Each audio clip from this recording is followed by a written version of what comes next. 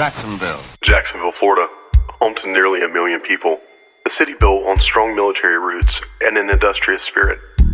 In the early 1900s, it was the birthplace of film in America, earning the nickname the First Hollywood. Every fall, the city comes alive for the annual Florida-Georgia game. That passion turned into a dream of hosting our own NFL franchise. Membership has selected Jacksonville as the 30th NFL club.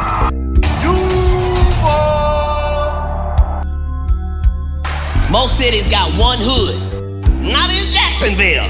But behind the riverfront and the roaring stadium lies a darker side. With some of the deadliest neighborhoods in the nation and a crime rate higher than most U.S. cities, Jacksonville's shadows are as compelling as its sunshine. I've never experienced nothing like this in my life, and I wouldn't wish it on my worst enemy. Today's just been a bad day, the worst day of my life. He was 7 years old. He did not deserve this. Welcome to Deadly Duval. At the time of this recording, our community is reeling from a tragic and senseless act of violence that has left us heartbroken. On January 24th, 2025, 7-year-old Breon Allen lost his life in a targeted drive-by shooting on Jacksonville's west side. This is an ongoing investigation, but today we aim to shed light on the details we know so far, honor Breon's memory, and explore the deeper questions surrounding this tragedy. According to the Jacksonville Sheriff's Office, the incident occurred around 5 p.m. Breon and his 21-year-old cousin, Lafayette Mango Jr., were leaving a home on Commonwealth Avenue when a black Kia Soul pulled up. Several individuals exited the car and opened fire with both handguns and rifles.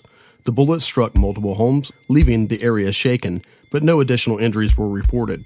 Breon was tragically killed, and Lafayette remains in critical condition. In the upper left-hand corner of this surveillance video, a man and a small child are seen walking down Commonwealth Avenue when moments later, as they walk out of view, a dark-colored vehicle believed to be a Kia Soul drives up. Then we hear gunfire.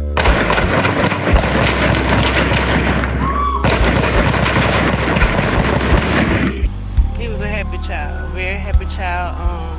He was a superstar. He played football, very well known through the city, because of his stat. They took somebody away who could have really put this shit on the map. Like, really, my baby was a superstar. He was going to the NFL, no ifs, ands, or buts about it. They killed a legend at 7 years old. But there's more to this story, a darker truth that we must face as a community. Breon's cousin, Lafayette Mango Jr., is a known gang member in the area. Authorities believe he was the intended target of this attack, which raises unsettling questions. Why would Lafayette take Breon with him, knowing the danger he himself faces every day? Was this an effort to shield himself, thinking that even the most hardened criminals wouldn't risk a hit with a child present? Or was this just an act of recklessness, one with devastating consequences? There were two people that were coming out of a black vehicle, either a Scion or a Kia, passenger and driver. Passenger looked like to have a shotgun, and the driver looked like to have a handgun, and they were opening fire on what looked like 2 to 3 individuals in the front yard of the house. What was your reaction seeing that play out?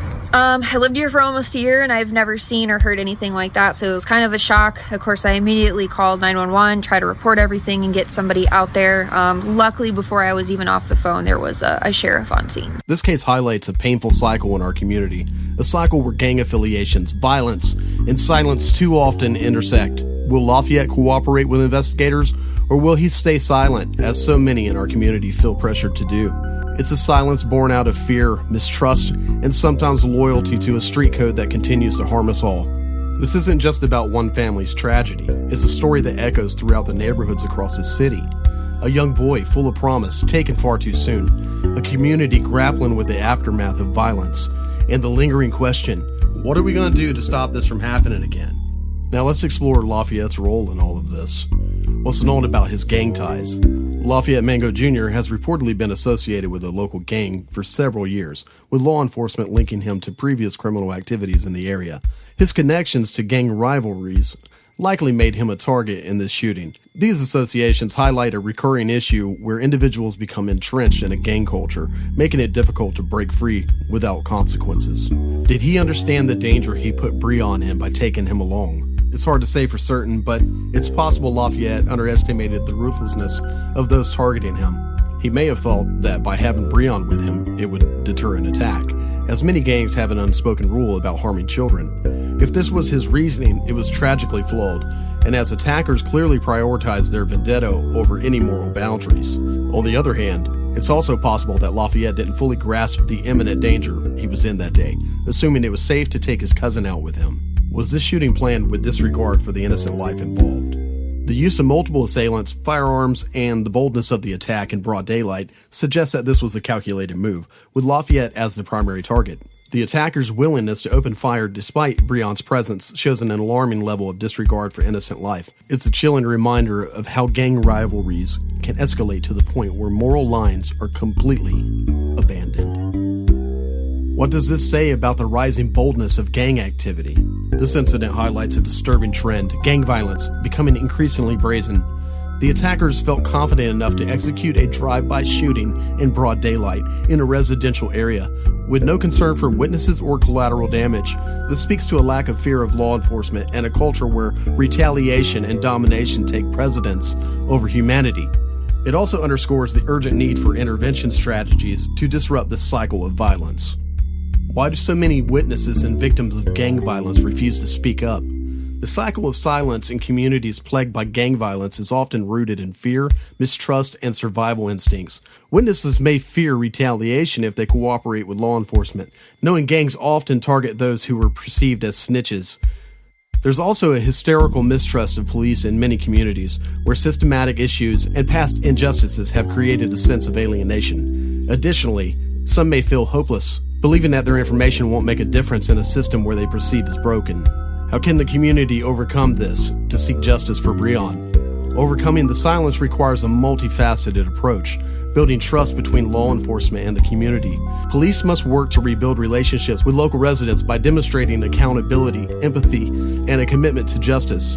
Providing safe and anonymous reporting options, hotlines like Crime Stoppers and community-based organizations can offer safe avenues for people to come forward without fear of exposure or retaliation. Empowering community leaders, trusted figures such as the clergy, educators, and activists can serve as mediators, encouraging people to speak out while protecting their identities. Community outreach and education, initiatives that teach conflict resolution, gang prevention, and the value of community cooperation can help reduce the fear and encourage action. Ultimately, justice for Breon requires collective effort, a community united in refusing to accept violence as a norm and determined to protect future generations. In a recent development, authorities have located the vehicle believed to have been used in the drive-by shooting that tragically took Breon Allen's life. The car, a Kia Soul, was found abandoned in a nearby neighborhood. Forensic teams are currently examining the vehicle for evidence, including fingerprints, DNA, and any other clues that could lead to identifying the attackers. The discovery of the car is a crucial step in the investigation, offering hope that justice may soon be within reach. This breakthrough raises new questions. Who abandoned the vehicle and when? Were the attackers aware of its discovery, or did they believe it would never be found? Every detail uncovered could be a key to unraveling the events of that tragic day. The car's discovery is a stark reminder that no crime is without traces, and justice is relentless in its pursuit. Investigators are urging anyone with information about the vehicle's movements or the individuals associated with it to come forward. The community has come together to mourn the loss of Breon, holding vigils and memorials in his honor. An $18,000 reward has been offered for information leading to the arrest of those responsible. If you have any information, please call 904-630-0500 or 866-845-TIPS. Your information will be kept 100% anonymous. Even the smallest piece of information can make the biggest difference in bringing justice to this family. Breon Allen was a bright light in our community, a straight-A student, a football prodigy, and a beloved son who brought joy to everyone who knew him. His life was tragically cut short, a stark reminder of the devastating cost of unchecked violence in our streets. But together, we can ensure his memory lives on, honor his potential, and work towards a future where no more lives are senselessly lost. Thank you for watching this episode of Deadly Duval. Please share this video to raise awareness, like and subscribe to help us grow, and stay tuned as we continue to bring stories that matter to our community. I've never experienced nothing like this in my life. And I wouldn't wish it on my worst enemy. Until next time, this is Deadly Duval. Stay safe and stay vigilant.